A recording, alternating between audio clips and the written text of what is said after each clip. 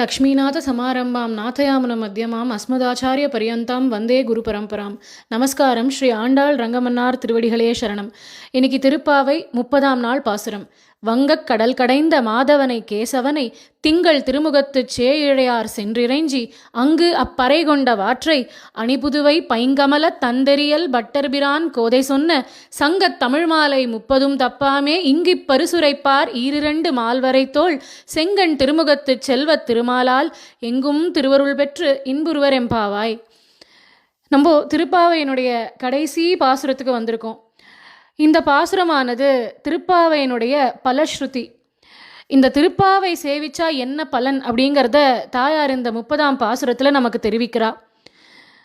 29 பாசுரங்களை ஆண்டாள் தன்னை ஒரு கோப கன்னிகையாக அனுகாரம் பண்ணிட்டு பாடினா.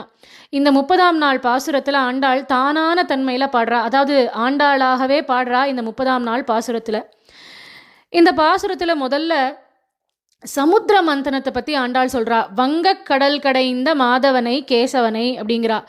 பாசுரம் தொடங்கறச்சே முதல் நாள் மார்கழி திங்கள்னு ஆரம்பிச்சா. மா அப்படிங்கிற வார்த்தையில் ஆரம்பிச்சுது. மா அப்படின்ற வார்த்தையே மகாலட்சுமியை குறிக்கும் சொல். மங்களகரமாக மகாலட்சுமியில் தான் தொடங்கினா. இப்போ 30ஆம் நாள் பாசுரம் முடிக்கிறச்சேவும் மகாலட்சுமியை சொல்லி தான் முடிக்க போகிறா. இந்த இடத்துல தாயாரினுடைய திருக்கல்யாணத்தை பற்றி சொல்ல போகிறா ஆண்டாள். ஏன்னா சமுத்திர மந்தனத்தில் தான் மகாலட்சுமியானவளுடைய அவதார கதையும் தாயாருக்கும் பெருமாளுக்கும் நடந்த திருக்கல்யாணத்தை பற்றியும் சமுத்திர மந்தனத்தில் தான் குறிப்பு இருக்கு ஸ்ரீமத் பாகவத புராணத்தில். அதனால வங்கக் கடல் கடைந்த மாதவனை கேசவனை, வங்கம் அப்படின்னா அலைகள்னு அர்த்தம். அலைகளால் சூழப்பட்ட கடலாக இருக்கக்கூடிய அந்த திருப்பார்கடல், அதை பெருமாள் கடைந்தானே. எதுக்காக கடைஞ்சான்? தேவர்களுக்கு அமிர்தம் கிடைக்கணும்னு கடைஞ்சானா அப்படிங்கிறதுனா அது ஒரு காரணம்தான், முக்கியமான காரணம். அவன் அந்த திருப்பார்கடலை கடையணும்னு ஆசைப்பட்டது எதுக்கு அப்படின்னா, அந்த பார்க்கடலுக்குள்ளேருந்து வரக்கூடிய பெண் அமுதமான அந்த தாயாரை திருக்கல்யாணம் பண்ணிக்கணுங்கிறதுக்காக தான் பார்க்கடலை கடைந்தான் பகவான். அதனால வங்கக்கடல், அலைகளால் சூழப்பட்ட கடல் அப்படிங்கிறா.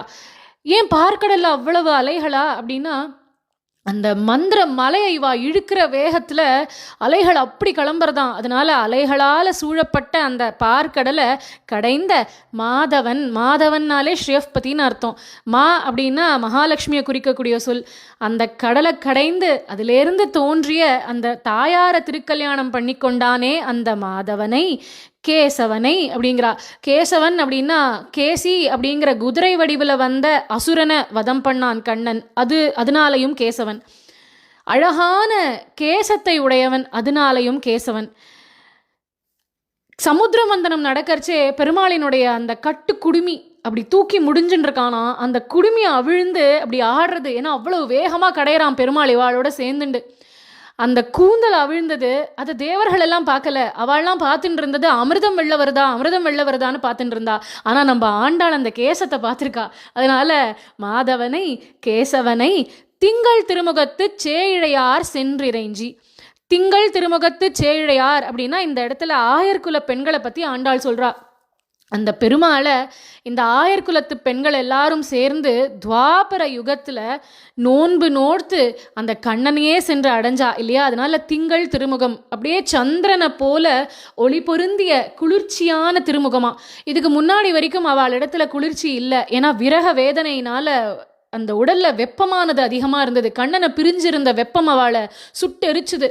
இப்போ விரதமெல்லாம் முடிஞ்சு கண்ணனோட சேர்ந்துட்டா ஆயர்குல பெண்கள். அதனால இப்போ குளிர்ச்சி மிகுந்த சந்திரனை போன்ற ஒளி பொருந்திய முகமாம். அதனால திங்கள் திருமுகத்து சேயிழையார் அப்படிங்கிறா. அழகான ஆபரணங்களை அணிந்த பெண்களாம் இவர்கள். பெண்ணுக்கு அழகான ஆபரணம் எது அப்படின்னா அவளது கணவன் தான். அந்த ரீதியில் பார்த்தா ஆயர்குல பெண்களுக்கு அவர்களது கணவனாக கண்ணனே கிடச்சிட்டான். அதனால சேயிழையார். சேயிழையார் அப்படின்னா சிறந்த உயர்ந்த ஆபரணங்களை அணிந்தவர்கள்னு அர்த்தம். இவாளுக்கு சிறந்த உயர்ந்த ஆபரணமாக விளங்கக்கூடியவனே கண்ணன் தான். அதனால சேயிழையார், அது ஒரு காரணம். மற்றொரு காரணம், 27ஆம் நாள் பாசுரத்தில் சூடகம், தோள்வளை, தோடு, செவிப்பூ, பாடகம்னு எல்லாத்தையும் கேட்டு பெற்றுக்கொண்டார்கள். அது அத்தனையும் கண்ணனே அவளுக்கு பரிசாக வழங்கினான் இல்லையா. அதனாலையும் சேயிழையார். அப்பேற்பட்ட இந்த பெண்கள் சென்று இறைஞ்சி பகவானிடத்துல போய் பிரார்த்தனை பண்ணிக்கொண்டு அங்கு அப்பறை கொண்ட வாற்றை, இவா எல்லாரும் அந்த துவாபர யுகத்தில் ஆயர்பாடியில் பெருமாளை போய் வணங்கி சேவிச்சு அவன்கிட்டேந்து எந்த பறையை பெற்றார்களோ, அவர்கள் பெற்ற பறை என்ன அப்படின்னா கண்ணனையே கணவனாக அடைந்தார்கள் கோபியர்கள். அதை வேண்டிதான் அவள் நோன்பே நோற்றார்கள். அதனால் அங்கு அப்பறை கொண்ட வாற்றை அப்படின்னா அங்கு அவர்கள் அந்த பலனை பெற்ற விதத்தை அணிபுதுவை பைங்கமல தன்தெரியல் பட்டர்பிரான் கோதை சொன்ன. இந்த இடத்துல ஆண்டாள் தன்னை பற்றி சொல்லிக்கிறா. அணிபுதுவை அப்படின்னா என்ன அர்த்தம் அப்படின்னா இந்த உலகத்துக்கே ஒரு சிறந்த ஆபரணமாக விளங்கக்கூடிய ஸ்ரீவில்லிபுத்தூர். ஏன் ஸ்ரீவில்லிபுத்தூர் இப்பேற்பட்ட ஒரு ஆபரணமாக விளங்கக்கூடிய ஒரு ஊர் அப்படின்னா அதுதான் கோதை பிறந்த ஊர், அதுதான் கோவிந்தன் வாழும் ஊர். அதனால அப்பேற்பட்ட அணிபுதுவை பைங்கமல தன்தெரியல் பட்டர்பிரான் கோதை சொன்ன. பைங்கமலம் தன் தெரியல் அப்படின்னா என்ன அர்த்தம் அப்படின்னா பசுமையான தாமரைப்பூ மாலைகளாம். அந்த தாமரைப்பூ மாலைகள் பசுமையாகவும் இருக்குது, குளிர்ச்சி மிகுந்தவையாகவும் இருக்குது. அப்பேற்பட்ட பசுமையான குளிர்ந்த தாமரை மாலைகளை கழுத்திலே அணிந்திருக்கக்கூடிய பட்டர்பிரான் அப்படிங்கிறா. பல நூல்களையும் வேதங்களையும் கற்றவர்களை தான் பட்டர்னு சொல்லுவா. அனைத்தையும் கற்றறிந்தவர் பெரியாழ்வார். அதனால அப்பேற்பட்ட பட்டர்பிரான் அவர் அது திருக்குமாரத்தியான கோதை சொன்ன அப்படிங்கிறா. பெருமாளுக்கும் பட்டன் அப்படின்னு ஒரு திருநாமம் உண்டு. திருமங்கை ஆழ்வார் அது அவருடைய பாசுரத்தில் எடுக்கிறார். மறை நான்கும் முன்னோதிய பட்டன் அப்படிங்கிறார். அதனால அந்த பட்டனுக்கே அந்த பெருமாளுக்கே தனது திருக்குமாரத்தியான கோதைய திருக்கல்யாணம் பண்ணி கொடுத்து பேருபகாரம் பண்ணவர் இந்த பெரியாழ்வார். அதனால இவர் பெரிய ஆழ்வார். அப்பேற்பட்ட பட்டர்பிரான் கோதை சொன்ன. கோதை அப்படின்ற வார்த்தைக்கு என்ன அர்த்தம் அப்படின்னா மாலைன்னு அர்த்தம். அந்த குழந்தைகிட்டேயே அப்படி ஒரு பூக்களுடைய வாசனையும் திருத்துழாயினுடைய வாசனையும் வீசித்தான். அதனால பெரியாழ்வார் அவளுக்கு கோதை அப்படின்னு பெயர் சூட்டினார். இதுக்கு சமஸ்கிருதத்தில் கோதா அப்படின்னும் பெயர் சூட்டினார் பெரியாழ்வார். கோதா அப்படின்னா என்ன அர்த்தம் அப்படின்னா பூமியிலிருந்து தோன்றியவள் அப்படின்னு அர்த்தம். தாயார் ஒரு அயோனிஜையாக தான் அவதாரம் பண்ணினா. அதாவது தாயின் கர்ப்பத்தில் வாசம் பண்ணாமல் அப்படியே பூமியிலேருந்து கிடச்சா இல்லையா, அதனால அவள் ஒரு அயோனிஜை. அதனால கோதா. அப்பேற்பட்ட கோதை சொன்ன சங்கத்தமிழ் மாலை 30. இந்த கோதை அருளி செய்தது என்ன அப்படின்னா சங்கத்தமிழ் மாலை. என்ன ஒரு ஆச்சரியம், இவளே ஒரு மாலை. பெரியாழ்வார் எப்பவும் பூக்கள் எல்லாத்தையும் தொடுத்து மாலை கட்டி அதை பெருமாளுக்கு சாத்துவார். பூமாலையும் சாத்துவார், பெருமாளுக்கு பாமாலையும் சாத்துவார். அந்த பெரியாழ்வார் ரொம்ப ஆசையோடு தொடுத்த இன்னொரு மாலை தான் இந்த கோதை. அந்த கோதைங்கிற மாலையே இப்படி ஒரு தமிழ் மாலையையும் தொடுத்திருக்கா. அதனால கோதை சொன்ன சங்கத்தமிழ் மாலை 30. சங்கத்தமிழ் அப்படின்னா பழைய தமிழ், தொன்மை வாழ்ந்த அந்த சங்கத்தமிழ்னும் ஒரு அர்த்தம் பண்ணிக்கலாம். இன்னொரு அர்த்தம் சங்கம்னா கூட்டம்னு அர்த்தம். அதனால இவளது பாசுரங்களை கூட்டம் கூட்டமாக கோஷ்டியாக அனுபவிக்கணும். அதனால சங்கத்தமிழ் மாலை 30 தப்பாமே. இந்த 30 பாசுரத்தில் ஒரு பாசுரத்தை கூட விட்டுடக்கூடாது. எப்படி ஒரு அழகான ரத்தின மாலையில் ஒரு ஒரு ரத்தினமும் அழகு, அதில் ஒரு கல் விழுந்துருத்துனா கூட அது பார்க்க நன்னா இருக்காது. அந்த மாதிரி இவளது பாசுரத்தில் ஒரு பாசுரத்தை விட்டோம்னா கூட ஆழ்ந்த அர்த்தங்களே நம்ம தொலைச்சிடுவோம். அதனால 30 பாசுரங்களையும் ஒன்று கூட தப்பாமல் இங்கு இப்பரிசுரைப்பார் அப்படிங்கிறா. இந்த இடத்துல 3 விஷயங்கள். ஒன்று, கோபியர்கள் துவாபர யுகத்தில் என்ன நோன்பை நோற்றார்களோ, அவர்கள் என்ன நோன்பை அனுஷ்டித்தார்களோ அதை அப்படியே ஆண்டாள் அனுகாரம் பண்ணிண்டு பாசுரங்களை பாடினா. இவள் அனுகாரம் பண்ணிண்டு பாடிய பாசுரங்களை நம்மளை அனுசந்தானம் தான் பண்ண சொல்றா. அதனால கோபியர்கள் அனுஷ்டித்தார்கள், ஆண்டாள் அனுகாரம் பண்ணிண்டா, அதாவது பாவித்து கொண்டாள். நம்மளை ஆண்டாள் அனுசந்தானம் பண்ணுங்கோ போரும் அப்படிங்கிறா. அதனால இங்கு இப்பரிசுரைப்பார். இங்கு இப்பரிசுரைப்பார்னா இங்கு நாம் வாழக்கூடிய எந்த இடமோ எந்த ஊரோ எந்த தேசமோ அங்கு பரிசுரைப்பார் அப்படின்னா ஆண்டாள் சொல்லிய வகையில் இதை யாரெல்லாம் ஓதுகிறார்களோ பரிசுரைப்பார். 2 மால் வரைத்தோள் அப்படிங்கிறா. 2 அப்படின்னா 4 திருக்கரங்களை கொண்ட, மால் வரை தோள் அப்படின்னா மலை போன்ற வலிமையான தோள்களை கொண்ட பெருமாள் அப்படிங்கிறா. பெருமாளுக்கு 4 திருக்கரங்கள் உண்டு, வலிமையான மலை போன்ற தோள்கள் உண்டு. அதுக்கு எதுக்கு 2ன்னு சொல்லியிருக்கா ஆண்டாள் அப்படின்னா அது அப்படியே ஜாமெட்ரிக் ப்ராக்ரெஷனில் ஒரு பாசுரத்தையும் பெருமாள் கேட்க கேட்க கேட்க அவனது திருக்கரங்கள் கூடிண்டே போகுமா. 2x2, அதுக்கப்புறம் 4x4, அதுக்கப்புறம் 16x16, அப்படியே மல்டிப்ளை ஆகிண்டே போகுமா அவனுடைய திருக்கரங்கள். அதனால 2 மால் வரை தோள் செங்கண் திருமுகத்து செல்வ திருமாலால். அழகான செவ்வரி ஓடிய கருணையே வர்ஷிக்கக்கூடியதான அந்த கண்கள், அந்த செங்கண் திருமுகத்து அழகான முகத்தை கொண்ட செல்வத் திருமாலால். இவன் ஏன் செல்வத் திருமாலால்? திருவாகிய தாயாரே அவனது திருமார்பில் குடிகொண்டிருக்கா, அதனால இவன் செல்வத் திருமாலால் எங்கும் திருவருள் பெற்று இன்புருவர் எம்பாவாய். அந்த பகவானினுடைய அருளை எங்கும் பெறுவர்னு ஆண்டாள் அழகா சொல்றா. அந்த எங்கும் அப்படிங்கிற வார்த்தை ரொம்பவும் முக்கியமான வார்த்தை. காரணம், பெருமாளினுடைய திருவருள், அவனுடைய அனுகிரகம் நமக்கு பூமியில வாழும் காலம் வரைக்கும் மட்டும்தான் கிட்டும்னு ஆண்டாள் சொல்லலை. பூமியில இருக்கிற வரைக்கும் அவனது அனுகிரகம் கிட்டும். இந்த பூமியை விட்டு நாம் நீங்கி வைகுண்டத்துக்கு போனாலும் அங்கேயும் நமக்கு அவனது அனுகிரகம் கிட்டும். அதனால எங்க இருக்கோமோ அதனால எங்கும் திருவருள் பெற்று, வெறும் அருள்னு சொல்லலை, திருவருள், திருவாகிய அந்த பிராட்டியோடு இருக்கானே பெருமாள், அவனது அனுகிரகம் திருவருள் பெற்று இன்புருவர் எம்பாவாய், அனைவரும் இன்புற்று வாழ்வார்கள் அப்படின்னு ஆண்டாள் இந்த பாசுரத்தை மங்களகரமாக பூர்த்தி பண்ணுறா. இதில் ஒரு விஷயம் என்ன சொல்கிறா அப்படின்னா, அனுஷ்டித்த கோபியர்களுக்கும் சரி, அனுகாரம் பண்ணிண்ட ஆண்டாளுக்கும் சரி, அனுசந்தானம் பண்ணக்கூடிய நமக்கும் சரி இந்த அனுகிரகம் கிட்டும் அப்படிங்கிறா. அது எப்படி? கோபியர்களுடைய பக்தி எங்க, ஆண்டாளுடைய பக்தி எங்க, நம்முடைய பக்தி எங்க, அது எப்படி அவ 2 பேருக்கும் கிடைச்ச அதே அனுகிரகம் நமக்கு கிட்டுமா அப்படின்னா நிச்சயம் கிட்டும். இதுக்கு பராசர பட்டர் ஒரு அழகான எடுத்துக்காட்டு கொடுக்குறார். என்னன்னா, ஒரு பசுமாடுக்கு கண்ணுக்குட்டி பிறந்திருக்கு. ஏதோ துரதிருஷ்டவசமாக அந்த கண்ணுக்குட்டி ஒரு வேளை போயிடுத்து அப்படின்னா அந்த மாட்டுக்காரர் என்ன பண்ணுவார் அப்படின்னா, அந்த கண்ணுக்குட்டியோட தோலுக்குள்ளே வைக்கோல் அடைச்சி அந்த கண்ணுக்குட்டி மாதிரி இருக்கிற அந்த பொம்மையை அந்த பசுமாடு இடத்துல காண்பிப்பார். காண்பிச்சா அந்த பசுமாடு தன் கண்ணு அப்படின்னு நினச்சிண்டு பாலை அப்படியே பொழிய ஆரம்பிக்கும். அந்த மாதிரி இந்த திருப்பாவை அப்படிங்கிற இந்த போர்வையை, இந்த தோலை போத்திண்டு போய் நம்ம பெருமாள் முன்னாடி நின்னோம்னா அந்த ஆண்டாளினுடைய தமிழுக்காகவும் ஆண்டாளுக்காகவுமே பெருமாள் நமக்கும் அனுகிரகம் பண்ணிடுவான். மேலும் திருப்பாவையினுடைய தனி சிறப்பே என்னன்னா, 30 பாசுரங்களும் தாயார் தனது திருவாய் மலர்ந்து அருளி செய்த பாசுரங்கள். அதுலேயும் இந்த கடைசி நாள் பாசுரத்தில் எல்லாரும் இன்புற்றிருப்போம் அப்படிங்கிறது அவளது வாக்கு, அவளது திருவாய் மலர்ந்து நம்மளை தாயார் வாழ்த்துறா. நீங்கள் எல்லாரும் நன்னா இருப்பீங்கோ அப்படின்னு சொல்லி தாயார் இந்த பாசுரத்தை அழகாக பூர்த்தி பண்ணியிருக்கா. இந்த பாசுரம் தொடங்கச்சவே ஆண்டாள் வங்கக்கடல் கடைந்த மாதவனை கேசவனைன்னு ஆரம்பிச்சிருக்கா. அதனால சமுத்திர மந்தனமும் கூர்மாவதாரத்தையும் தான் இன்றைய தினம் அனுபவிக்க போகிறோம். ஒரு சமயம் இந்திரன் தனது ஐராவதத்தின் மேலே ஏறிண்டு வந்துட்டுருக்கான். அப்போது இந்திரனை பார்த்த தூர்வாசர் அவர்கிட்ட இருந்த ஒரு மாலையை இந்திரனுக்கு பிரசாதமாக வழங்கினார். அந்த மாலையை துளியும் மரியாதையோடு இந்திரன் பெற்றுக்கொள்ளாமல் அந்த மாலையை வாங்கி தன்னோட ஐராவதத்தின் தலைமையில போட்டான். அந்த ஐராவதம் அந்த மாலையை தன் துதிக்கையால் எடுத்து தரையில் போட்டு மாலையை மெதிச்சு நசுக்கிடுத்து. இதை பார்த்த தூர்வாசருக்கு ரொம்ப கோபம். ஒரு ரிஷி உனக்கு ஒரு மாலையை பிரசாதமாக கொடுக்குறேன், அதுக்கு இவ்வளவுதான் மரியாதையா, இப்படி மதம் கொண்டு நடந்துக்கிறியே அப்படின்னு உன்னுடைய ஐஸ்வர்யங்கள் அத்தனையும் நீ இழப்ப, உங்களுடைய பலம் அத்தனையும் உங்களை விட்டு போகும், உங்களுடைய ராஜ்யம் உங்களை விட்டு போகும்னு சபிச்சுடுறார். இப்போது தேவர்களுக்கும் அசுரர்களுக்கும் ஒரு யுத்தம் நடந்தது. அந்த யுத்தத்தில் தேவர்கள் அத்தனை பேரும் தோர்த்து போயிட்டா. ஏன்னா துர்வாசர் சாபத்துக்கு ஏற்ற மாதிரி இவ அத்தனை பேரும் பலவீனமாயிட்டா. அதனால் யுத்தத்தில் தோர்த்து இவர்களுடைய ராஜ்யமும் ஐஸ்வர்யமும் அத்தனையும் இப்போது அசுரர்கள் கைக்கு போயிடுத்து.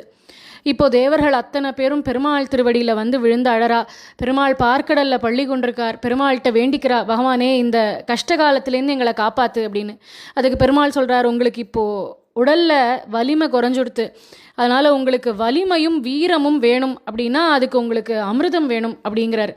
சரி, அந்த அமிர்தத்துக்கு எங்கே போகிறது பகவானேன்னு கேட்கிறா தேவர்கள். அமிர்தம் வேணும் அப்படின்னா அதோ இந்த பார்க்கடலை நீங்கள் கடையணும் அப்படிங்கிறார். பார்க்கடலை கடையிறதா? நாங்கள் எப்படி பார்க்கடலை கடைவோம், ஏற்கனவே எங்களுக்கு துளியும் தெம்பில்லையே அப்படிங்கிறா. பெருமாள் சொல்கிறார், போய் அப்போது அசுரர்களை உங்களோட சகாயத்துக்கு கூப்பிட்டுக்கோங்க அப்படிங்கிறார். அசுரர்களை நாங்கள் கூப்பிட்டுக்கிறதா? எங்களுக்கு உதவி பண்ணுறதுக்கு போய் அசுரர்கள் எங்கேயாவது வருவாளா? எங்களோட விரோதம் தானே பாராட்டுறா அப்படின்னு தேவர்கள் கேட்க பெருமாள் சொல்கிறார், அமிர்தத்தில் அவளுக்கும் பங்கு தருவோம் அப்படின்னு சொல்லி கூப்பிடுங்கோ அப்படிங்கிறார். தேவர்கள் கேட்கிறா, என்னது அமிர்தத்தில் அவளுக்கு பங்கா? கொடுத்தா அவளுக்கும் வலிமையும் வீரமும் வந்துடுமே, அப்புறம் என்ன பண்ணுறது அப்படின்னு. பெருமாள் சொல்கிறார், பங்கு தரோம்னு கொடுத்து கூப்பிடுங்கன்னு தான் சொல்கிறேன், பங்கு கொடுக்கணும்னு சொல்லலை அப்படிங்கிறார். அதனால் தேவர்கள் கேட்கிறா, பெருமாளே பொய் சொல்லணுமா, ஏமாத்தணுமா அப்படின்னு. பெருமாள் சொல்கிறார், ஒரு கெட்டவன்ட்டேந்து ஆட்சியை மீட்டு எடுக்கணும் அப்படின்னா சில ராஜதந்திரங்களை பண்ணி தான் ஆகணும், அதுக்காக இதை நீங்கள் பண்ணலாம், தப்பில்லை அப்படிங்கிறார். அதனால் இப்போ இந்திரன் அசுரர்களுடைய தலைவனான மகாபலியை போய் சந்திக்கிறான். வாமன அவதாரத்தில் வர அதே மகாபலி தான் இந்த சமுத்திர மந்தனமானது வாமன அவதாரத்துக்கு முன்னாடி நடக்கிறது அப்படிங்கிறத நம்ம கொஞ்சம் நினைவில் வச்சுட்டோன்னா இந்த கதை நன்னா புரியும். அதனால இப்போது மகாபலி இடத்துல போய் இந்திரன் பேசுகிறான், பேச்சுவார்த்தை நடத்துகிறான். மகாபலியும் ரொம்ப சந்தோஷமாக பார்க்கடலை கடையிறதுக்கு எங்களுக்கும் சம்மதம் அப்படின்னு ஒத்துக்கிறான். இப்போது இவ்வளோ பெரிய பார்க்கடலை கடையணும் அப்படின்னா அதுக்கு எவ்வளோ பெரிய மத்து வேணும். ஏதோ ஆற்றுல தயிர் கடையிறதுனா சின்ன மத்தை போட்டு கடையலாம். பார்க்கடலை கடையிறதுக்கு மத்துக்கு எங்கே போகிறது?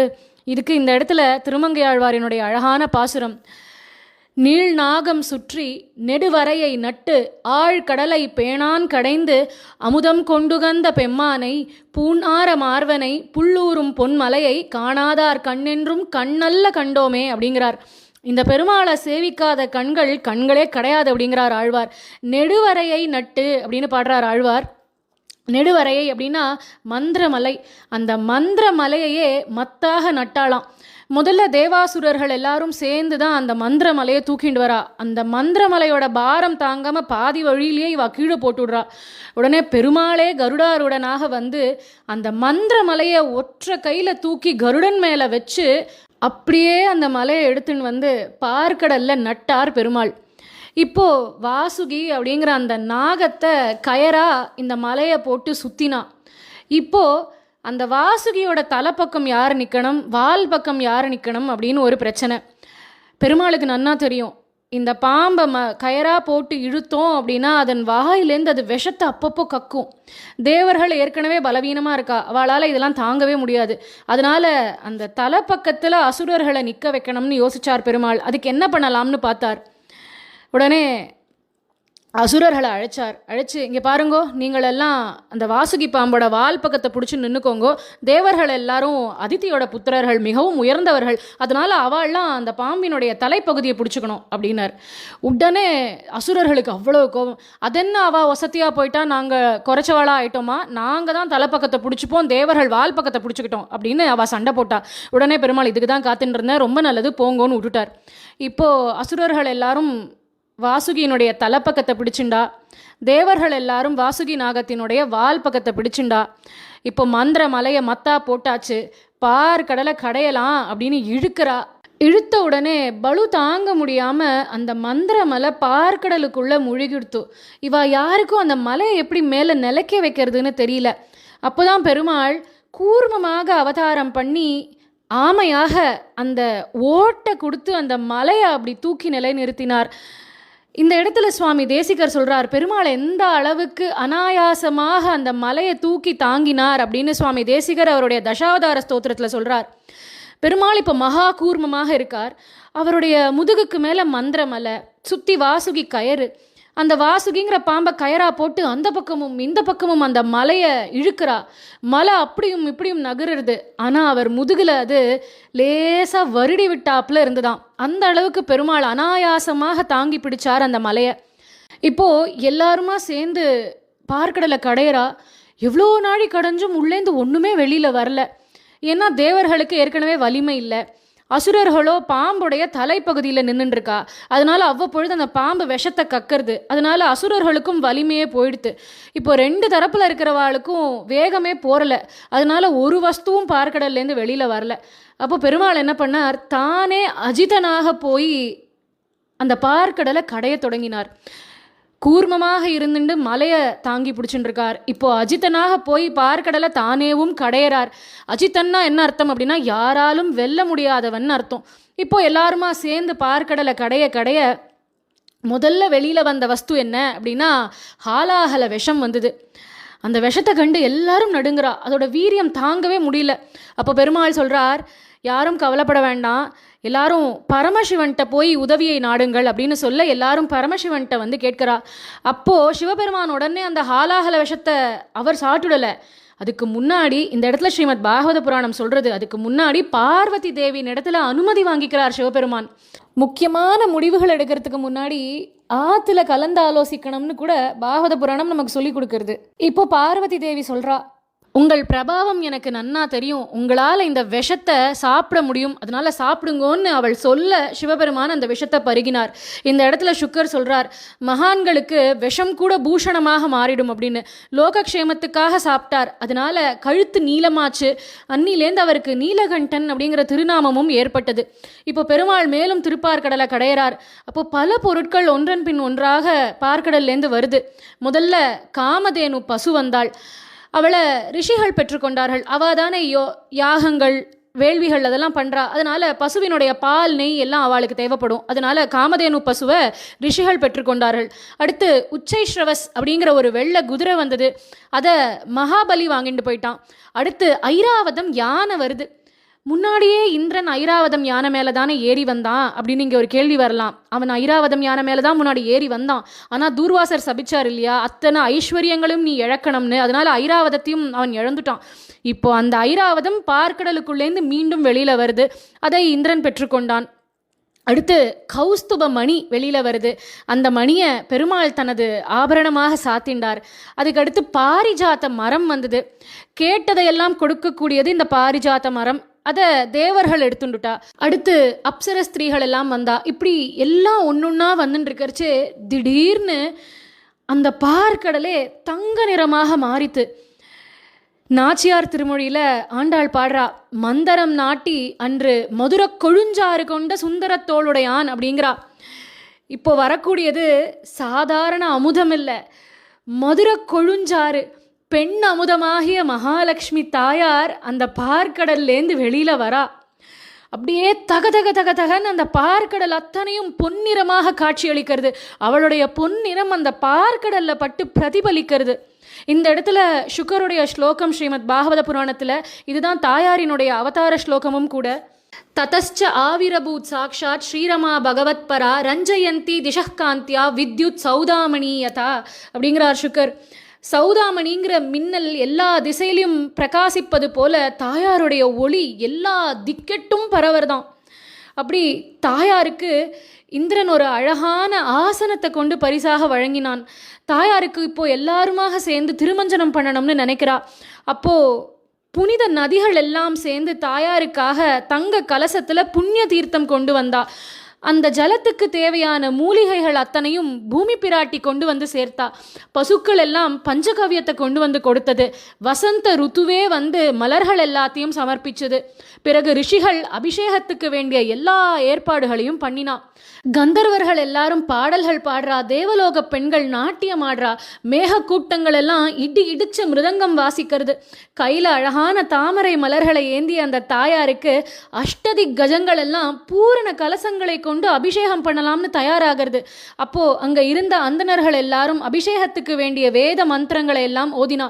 அப்போ அந்த தாயார் அப்படியே கஜலட்சுமியாக எல்லாருக்கும் காட்சி அளித்தாள். அப்போ ஒருத்தரா வந்து தாயாருக்கு பரிசுகள் வழங்கறதுக்கு ஆரம்பிக்கிறா. அதுல சமுத்திரராஜன் தாயாரினுடைய தந்தை அவர்தான். ஏன்னா க்ஷீர சமுத்திரராஜ தனையாம் அப்படின்னு சொல்லுவோம் இல்லையா தாயார. அவர் வந்து ஒரு மஞ்சள் பட்டுப்புடவே சமர்ப்பித்தார். அடுத்து வருணன் அவளுக்கு வைஜெயந்தி மாலே சமர்ப்பித்தார். விஸ்வகர்மா பூஷணங்களை சமர்ப்பித்தார். சரஸ்வதி தேவி ஒரு அழகிய ஹாரத்தை சமர்ப்பித்தாள். பிரம்மா தாயார் கைகளில் இருக்கக்கூடிய தாமரை மலர்களை சமர்ப்பித்தார். நாகங்கள் வந்து தாயாருக்கு குண்டலங்களை சமர்ப்பித்தன. இப்படி சர்வாலங்கார பூஷிதையா மனதை கொள்ளை கொள்ளுபவளாக விளங்கினாள் அந்த தாயார். இதாத்தனையும் பெருமாள் பார்த்து ரசிச்சுட்டு இருக்காருன்னு சொல்றார் சுவாமி தேசிகர். இப்போ தாயார் தன் கைகளில் மாலையை எடுத்துண்டா. சுத்தி தேவர்கள் எல்லாரும் அணிவகுத்து நின்றுருக்கா. தாயார் யாரை தேர்ந்தெடுக்க போறா அப்படின்னு பார்த்துண்டு தாயார் விழிகள் யார் பக்கமும் திரும்பல. எல்லா குணங்களையும் கொண்டவன், ஆனா எந்த தோஷமும் அற்றவன் அங்க இருந்த ஒரே ஒருவன் அந்த நாராயணனான பெருமாள் தான். அதனால நேர பெருமாளை நோக்கி ஹம்ச கதியில ஒரு அன்னப்பறவை நடந்து வரா மாதிரி அழகா நடந்து வரா. வெட்கத்தோட வரா. நாணி சிவந்த அழகான கண்கள் அந்த பெருமாளை பார்க்கறது. பெருமாளும் மந்தகாச சிரிப்போட தாயாரை பார்க்குறான். அந்த மாலையை பெருமாள் கழுத்தில் சாத்திட்டு பெருமாள் பக்கத்தில் போய் வெட்கப்பட்டு நின்றுட்டா தாயார்.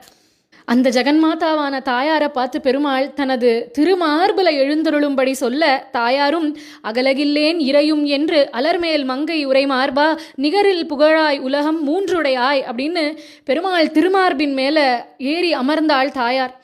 அப்படியே தாயார் தேவர்களுக்கு அவர்கள் இழந்த ஐஸ்வர்யம் அத்தனையும் மீண்டும் கிடைக்க வேண்டும் அப்படின்னு தன் கண்களால் கட்டாட்சித்தாள். இப்போ பார்க்கடலை மீண்டும் கடையலாம்னு தொடங்குறா. பெருமாள் இப்போ பிராட்டியோடு கூடிய பெருமாளாக பார்க்கடலை கடையிறான். அதனால தான் இப்போ அமிர்தம் வெளியில் வரப்போகுது. இத்தனை நாள் வெறும் பெருமாளாக கடைஞ்சிட்டு இருந்தான். இப்போ பிராட்டியோடு கூடி அந்த பார்க்கடலை கடையர்ச்சே தான் அதனுள்ளேந்து அனுகிரகமாக அந்த அமிர்தம் வெளியில் வரப்போகுது. எம்பெருமானே இப்போ தன்வந்திரியாகவும் அவதாரம் பண்ணி தன் கைகளில் அந்த அமிர்த கலசத்தோட பார்க்கடலுக்குள்ளேந்து வெளியில் வரார்.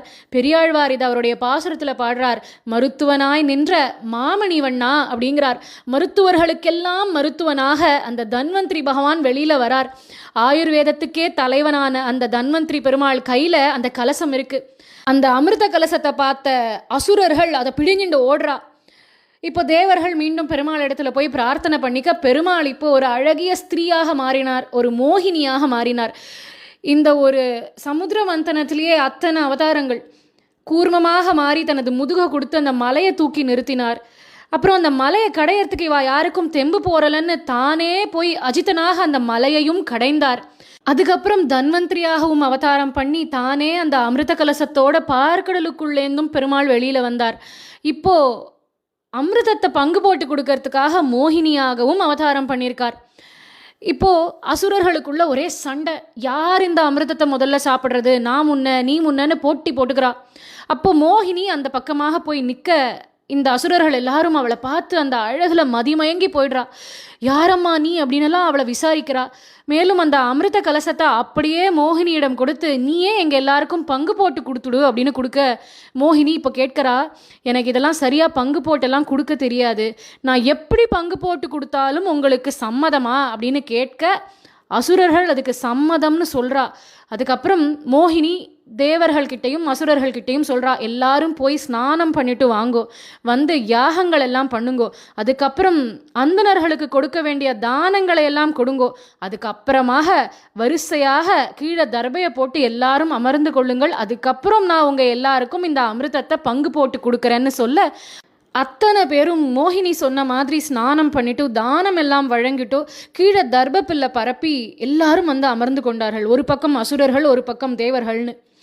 இப்போ மோகினி எல்லாருக்கும் அமிர்தத்தை பங்கு போட்டு கொடுக்கறதுக்காக வரா. தேவர்கள் பக்கம்தான் முதல்ல அமிர்தத்தை கொடுக்க ஆரம்பிக்கிறா.